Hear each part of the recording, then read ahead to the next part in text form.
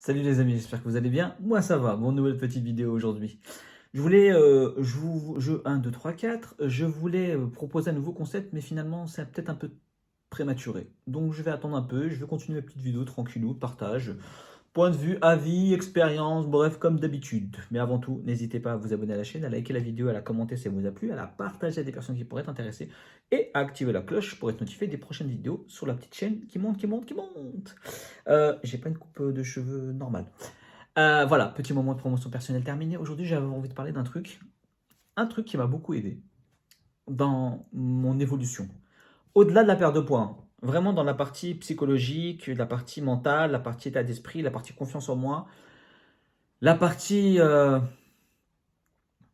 estime, regard, prendre des notes, poser par écrit certaines choses. C'est dur, hein. C'est dur parce que c'est accepter que ce mal-être qui est à l'intérieur de soi, il prend forme, il existe. C'est pas qu'une chose qu'on peut soit cacher, masquer, soit laisser dans le déni. C'est pas facile. Vraiment, ça n'a pas été facile. C'est pas été la partie la plus simple pour moi. Euh, Surtout sur la phase où j'ai dû accepter et écrire que je culpabilisais. Mettre ce mot-là sur un papier, ça a été un gros choc. Mais en même temps, ça a été un bienfait incroyable. Euh, Mettre le mot je souffre sur le papier, ça a été pour moi quelque chose qui a été extrêmement violent à lire. Parce qu'il y avait un peu d'ego, de fierté, côté un peu mec, voilà. Bon, je pense que c'est même au-delà du mec, mais voilà, on va dire que c'est plutôt ça qui avait réagi à ce moment-là.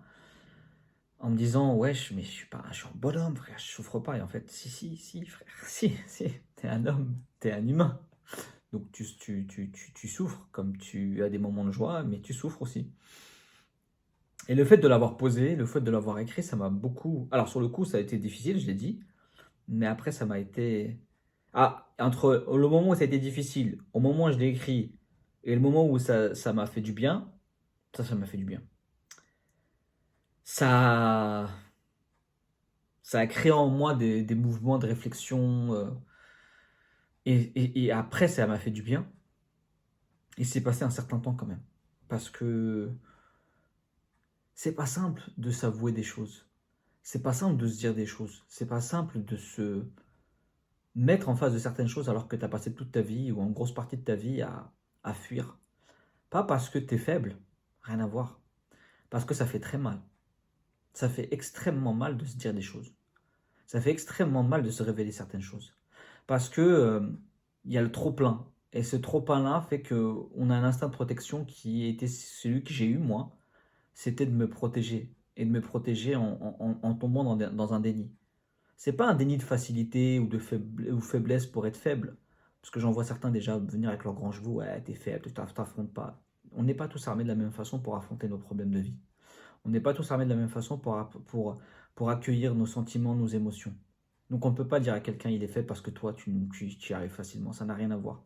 C'est injuste, c'est pas vrai et c'est irrespectueux.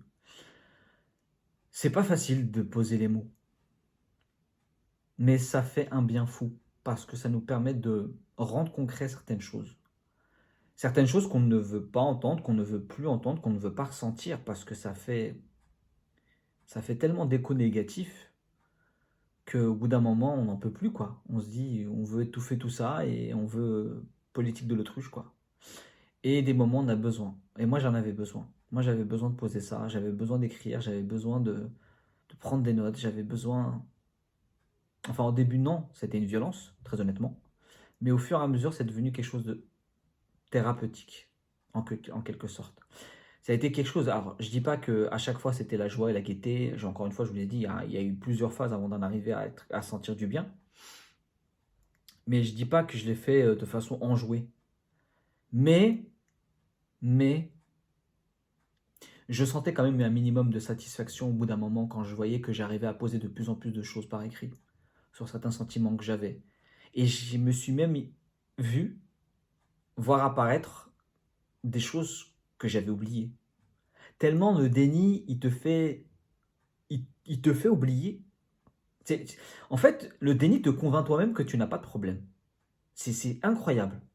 Et alors attention, je suis pas un pro, je fais pas du psy de comptoir, je vous parle juste uniquement de ce que moi j'ai vécu, hein. N'hésitez pas à aller voir un psychologue pour vous accompagner, c'est très important. Je vous donne pas de tutoriel ou autre chose. Jamais, jamais, jamais. Mais c'est incroyable quand même là je me revois encore en train d'écrire. Là, il y avait une table ici à l'époque avant d'avoir ma machine, et je me vois en train de poser par écrit un peu chaque jour certaines choses. Et il n'y avait pas d'heure. C'était au moment où ça venait, au moment où je voulais me l'imposer. Parce qu'au début, c'était ça, c'était de m'imposer des choses. J'ai dû me faire violence. J'ai dû. J'ai pas eu le choix. J'ai pas eu le choix dans le sens où, parce que j'avais décidé d'emprunter une voie. Une voie qui était différente, qui n'était pas la même que celle des autres fois. C'était celle de la voie où je voulais comprendre qu'est-ce qui se passait en moi. Qu'est-ce qui faisait que moi, j'en étais arrivé à cet état-là d'esprit. Cet état d'autant de négativité, autant de haine, autant de détestation, autant de dénigrement par moi-même. Alors que bien sûr, d'autres personnes s'en chargeaient aisément. Mais moi, j'étais arrivé à un point où j'avais même plus besoin des autres pour me dénigrer, pour m'insulter, pour me rabaisser. Je le faisais moi-même assez facilement, malheureusement. Parce qu'en fait, j'ai nourri ça. J'ai nourri ça tous les jours de ma vie, pendant des années, des années, des années. Et je l'ai auto-nourri aussi par d'autres qui ont contribué à ce que j'accepte ce qu'ils disaient de moi. Et ça a été, voilà, encore une fois, une chose que j'ai dû poser par écrit pour comprendre que il y a une part de responsabilité qui est la mienne, mais je n'étais pas responsable de tout. Et ça aussi, ça a été dur à écrire parce qu'en fait, c'était en contradiction avec tout ce que je pensais. Parce que j'étais violent avec moi-même. Donc je me disais, c'est moi la merde. C'est moi le faible. C'est moi la loque. Mais en fait, non. Ça, ça a révélé en moi de certaines forces que je ne pensais pas être présentes du tout. Et ça a permis justement peut-être de libérer, de libérer, de libérer de l'espace. De libérer de l'espace pour pouvoir réfléchir autrement. Et envisager de peut-être, voilà, faire des choses différemment. D'envisager d'utiliser la méthode Coué pour positiver. Alors oui, au début, je me forçais un peu. Je me contredisais juste après, hein. Je me disais, ouais, mais arrête de te mentir. Et au fait, au fur et à mesure, plus je me l'imposais, plus je le martelais, ça devenait au fur et à mesure naturel. Ça a mis du temps, mais ça m'a fait du bien. Donc, poser par écrit, poser des mots, mettre des mots MOTS sur des mots MAUX, ça m'a fait énormément de bien. Je ne dis pas qu'encore une fois, ça va fonctionner avec tout le monde, mais moi, en tout cas, je sais que ça a été quelque chose qui a fait du bien, qui m'a libéré, qui m'a soulagé, mais qui m'a aussi fait pleurer et souffrir. Parce que ça a aussi son côté révélation et qui, des fois, choque.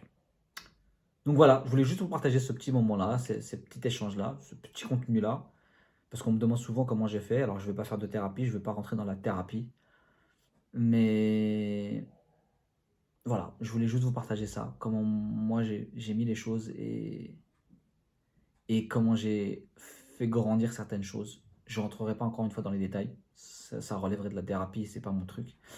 C'est juste que, voilà, un des outils qui m'a beaucoup aidé, l'écriture. Voilà, bah j'espère que cette vidéo vous aura intéressé, vous aura apporté des choses. En tout cas, n'hésitez pas à la commenter. Moi, je vous donne rendez-vous la semaine prochaine pour une prochaine vidéo sur YouTube. Et pour les personnes qui me suivent sur les autres réseaux, que ce soit Instagram, TikTok ou Twitch, moi, je vous dis à très bientôt sur ces plateformes. Twitch, ne vous inquiétez pas, ça arrive très vite. Voilà, prenez soin de vous et à la prochaine.